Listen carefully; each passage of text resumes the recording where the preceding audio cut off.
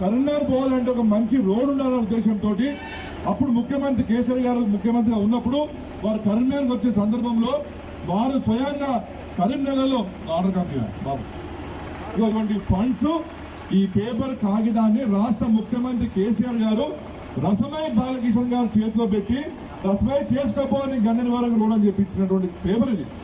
ఇవాళ ఈ ప్రాంతానికి సంబంధించిన ఎమ్మెల్యే గారు మీరు మళ్ళా మీ ముఖ్యమంత్రి గారి దగ్గర పోయి ఈ కొత్తగా రోడ్డు కోసం తీసుకొచ్చాల్సిన అవసరం ఏమీ లేదు.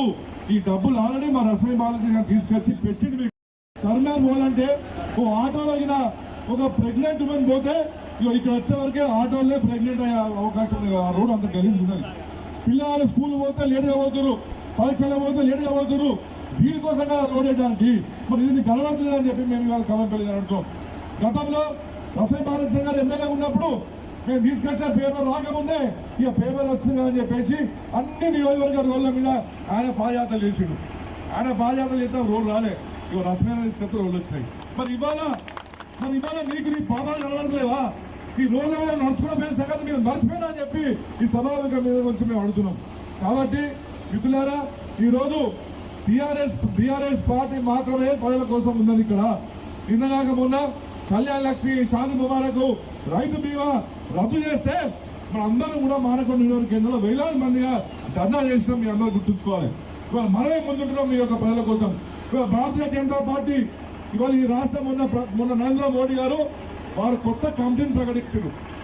కొత్త కమిటీలో ఈ రాష్ట్రానికి సంబంధించిన భారతీయ జనతా పార్టీ ఎవరు ఒక్కరు కూడా వారు కమిటీలో స్థానం ఇవ్వలేదు.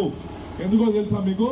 బీజేపీ వాళ్ళు ఇక్కడ మొత్తం మంది ఇక్కడ ఎంపీలు, మా ఎమ్మెల్యేలు అందరూ కూడా రేవంత్ రెడ్డితో కుమ్ముకై ఫైనల్ చేసుకుంటారు. కాబట్టి మోడీ ఇక్కడ బీజేపీ నుంచి ఎవరు ఢిల్లీకి తీసుకోవాల్సి సిద్ధం లేడు. ఇది దయచేసి ఇక్కడ గమనించుకోవాల్సిన అవసరం. గతంలో ఇక్కడ నుంచి కేంద్ర మంత్రికి ఉన్నటువంటి మన మంత్రి గారు బండి సంజయ్ గారు కూడా కేంద్ర కమిటీలో ఉండే.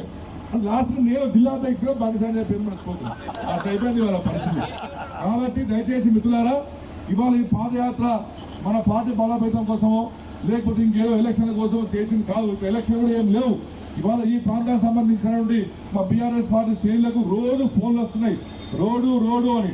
రసమై అన్న కాళ్ళ బూతులను సేపు మహిళలు ఫోన్ చేస్తున్నా మేము ఊళ్ళో పాటు తిరగలేకపోతాము, రోడ్ల దుమ్ము వస్తుంది, రోగాలు వస్తున్నాయి, ఆ దుమ్ముతోటి మా పిల్లల హెల్త్ ఖరాబ్ అవుతున్నాయి, మా రోగాలు వస్తున్నాయని చెప్పిన సందర్భంలో మన పార్టీ నాయకులు, బీఆర్ఎస్ పార్టీ నాయకులు వాళ్ళ కాళ్ళలో కాలు పెట్టుకొని వారి కాళ్ళు మావి కాదు ఈ పనుల కోసం అని చెప్పి వాళ్ళు 15 కిలోమీటర్లు పాదయాత్ర చేసినందుకు వారందరికీ కూడా మనం సంఘీభావం ప్రకటిస్తున్నాము.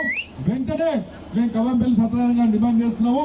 ఈ ప్రాంతానికి సంబంధించిన ఇద్దరు మంత్రులు పొన్నం ప్రభాకర్ గారు కానివ్వండి, అదేవిధంగా మన మంత్రి శాసనసభ అయినటువంటి వారిని కానివ్వండి డిమాండ్ చేస్తున్నాము. శ్రీధర్బాబు గారిని మీరు వెంటనే ఈ రోడ్ ఎగినా మీరు పోయకపోతే ఇప్పుడు ఎంతమంది అయితే ఇక్కడ ఉందరో దీనికి 10 రేట్ల మంది ఆట వస్తాం. గుర్తుంచుకోండి. మొత్తము రసమై బాలకిషన్ గారి ఆధ్వర్యంలో రాజు రాజధాని దిగ్బంధి ఇవ్వడం కన్ఫర్మ్. 1 మంత్ రసమై గారు డెడ్లైన్ పెట్టిను. మేము రోజుల పనిగా ఇక్కడ బుల్డోజర్లు వచ్చి పని మొదలు పెట్టకపోతే దీనికి 10 మంది వచ్చి మాత్రం అక్కడ 10 వేసుకొని కూర్చుంటాం. అప్పుడు ఏం కావాలో దాన్ని చూద్దామని చెప్పి తెలియదు.